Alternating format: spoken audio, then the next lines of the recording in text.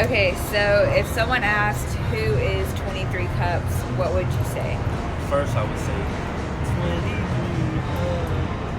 But then, I mean, me, I would say, find out for yourself. If you're interested and you want to know about me, let's talk, have a conversation, look on Instagram, whatever, go to YouTube. But basically, I'm somebody who's out here living my dream, wanting people to do the same thing. That's what 23 Cups is. Looking at life 23 cups full. Life 23 cups full at all times. You know what I'm saying? What is your dream? My dream is to have everybody believe in themselves. It sounds cliche as fuck, but I just feel like a lot of people growing up and stuff like that, they never knew what they wanted to do, or a lot of people don't know who they are. And I was fortunate, blessed enough to know at such a young age, and that's what I want everybody else to do. Not be afraid to be themselves, to go for it. And your main outlet for this is music, you would say? Yeah, but performing even more precisely. 'Cause I started out performing, and then I was like, yeah, I'm gonna do this music thing for real. How'd you get into performing? Like fourth grade, fifth grade, I did my first talent show.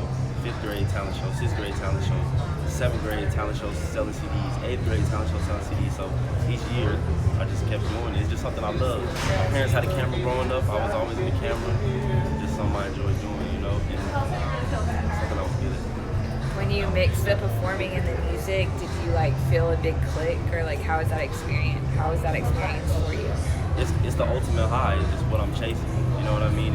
It's everything, because music is a vibration, and if you can make those vibrations come out of people, and to interact with you and give you their energy as well, it's the best high in the world. It's the best feeling. Would you say that's why you do it, to give other people that same feeling you get? Absolutely.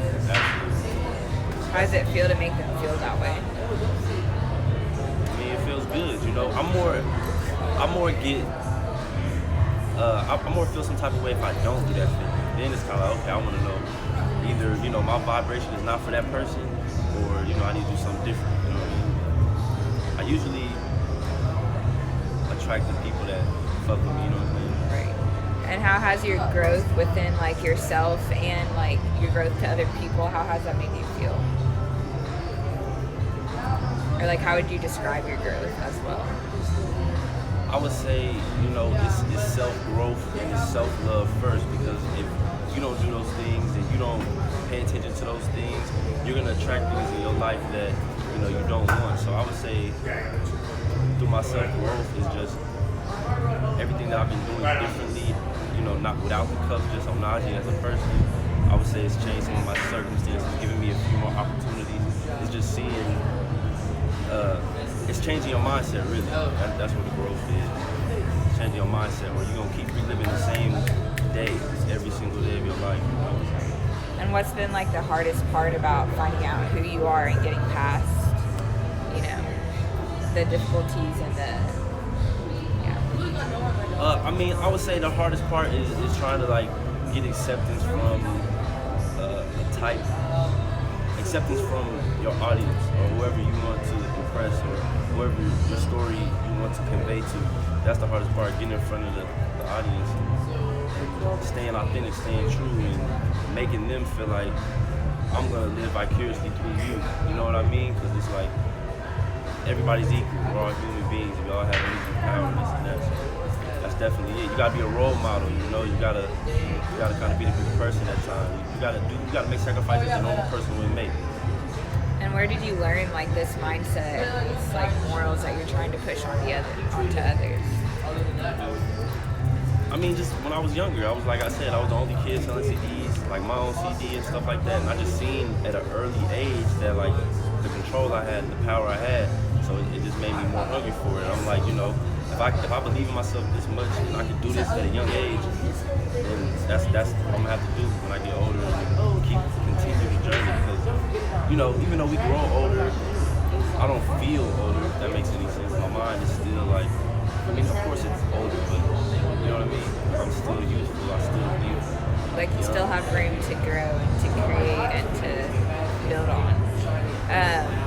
Where do you see yourself going with your thoughts and with this outlook on life? see myself as kind of like one of those artists that people not on, they may not like my music necessarily, but they know who I am. You know what I mean? They know what I represent. They know what I'm about. So I think that's the number one thing. 123%. Is just I see myself as somebody who I don't want to say a motivator, but a motivator, entertainer. Somebody always giving value, giving light, giving energy to people who need it every day. Because everybody doesn't wake up happy or in the same mindset as me necessarily, but I'm a human too. But I just you have to force yourself to think positive and do positive things. And where do you see yourself in 5 years? On tour, you know what I'm saying? Hopefully a #1 hit record, but definitely on tour, selling out shows, giving people that experience I had when I was a little kid. Showing love, making people believe in themselves on tour. Speaking of your music, how did you decide on your sound? I don't think I've ever decided on a sound. I always have fun with it, and I always have. I just pick a beat, listen to the beat, I freestyle on the beat. If I like how it sounds, then I keep building on it, make the song. If not, on to the next one. It's really just I just be going in there having fun and doing. I really be myself. So that's how. How can you decide on a sound when you're being you? You know what I mean? Right. Well, how do you pick what beats you're gonna use? Okay. Facts. Yeah. Once again, it goes back to the vibrations of the instrumental and the music and the beats. You gotta know who you are first. I know I'm a, ladies man. Whatever the case may be. I know who I am in that aspect. So I stick to beats that tell that story, or beats that speak to me. I'm not gonna pick a beat about the trap and shooting people and stuff like that. So I just, it's a vibration that you It's feel. what you feel at the moment Yeah, exactly. It's what I feel at that moment. How does it feel to perform your songs?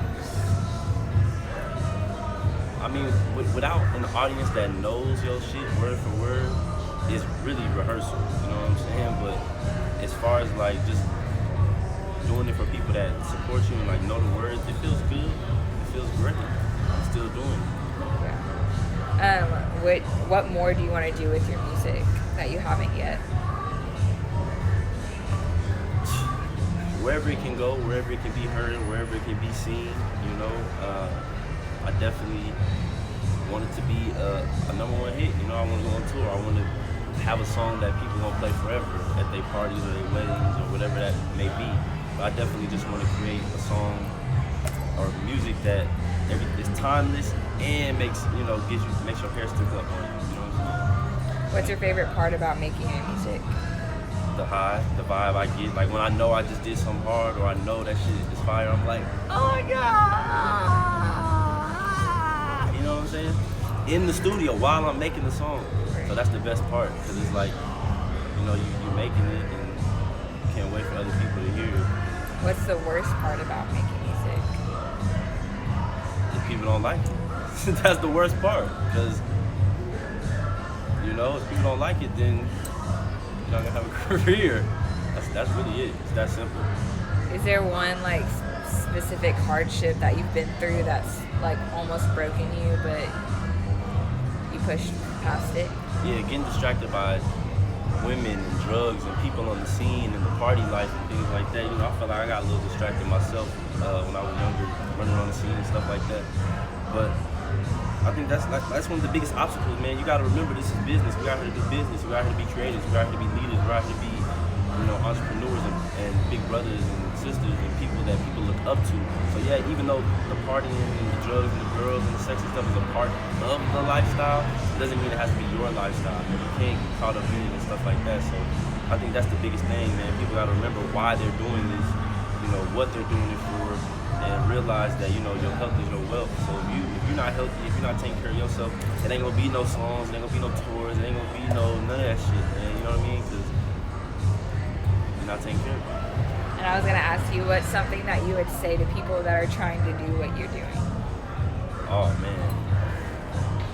The first thing I would say is don't try to do what I'm doing. First thing, and the second thing I would say is, really think about what you want to do, and then do it. and continue to do it. If you get discouraged or you don't feel like this is who you are or you don't want to do it, do something else. But keep doing what you're doing. What I'm doing is what captured me and gave me that high when I was young. That's what I'm following. You know what I mean? It's not like I want to be like this guy or rap like this guy or look like this guy. It's a feeling that I had that I knew that the only way I could continue to get this feeling is to get on stage. How am I gonna get on stage? Be an artist, you know, this, that, and the third. So I would say take a risk while you're young and go for it. Go all in. Do whatever it is you need to do to live that dream. And you gotta sacrifice a lot of shit, man. Being comfortable, the relationships with people, all that stuff. You gotta mentally. You know, you're gonna do a lot of shit alone. You gotta figure shit out. So you know. And can you tell me 3 fun facts that people probably don't know about you? 3 fun facts that people don't know. They don't have to be like fun, but just facts that people don't know. I played high school football, you know. What position? Running back, state champion, you know what I'm saying? That's probably something you don't know. When I was in high school, when I was in high school, I was going by the name Sega Omega, and I used to tell people I was Japanese, wear like Japanese things to school just so I could like sell CDs, you know. I was thinking marketing back then, you know. And another fun fact, I was in the Boy Scouts. I was a Boy Scout of America, and I fell asleep in one of the meetings, and that's when I decided fuck Boy Scouts. All right, well, you have open mic, so you can do freestyle, shout outs, advice. Okay, open mic. Okay. I like freestyling on beats. So doing this 20 custom music, this 20 custom word. For the people out there, this is Dallas. Everyone. I just want you to remember that you only have one life. You only have one. And I know it's hard. I know it's tough sometimes when you want to fall into comfortability and do things for the short term. But remember, you only get one. And most people, they regret what they didn't do. So with that being said, I'm on the same journey with you. I'm gonna see y'all at the top. Bitch! In peace, in peace. May you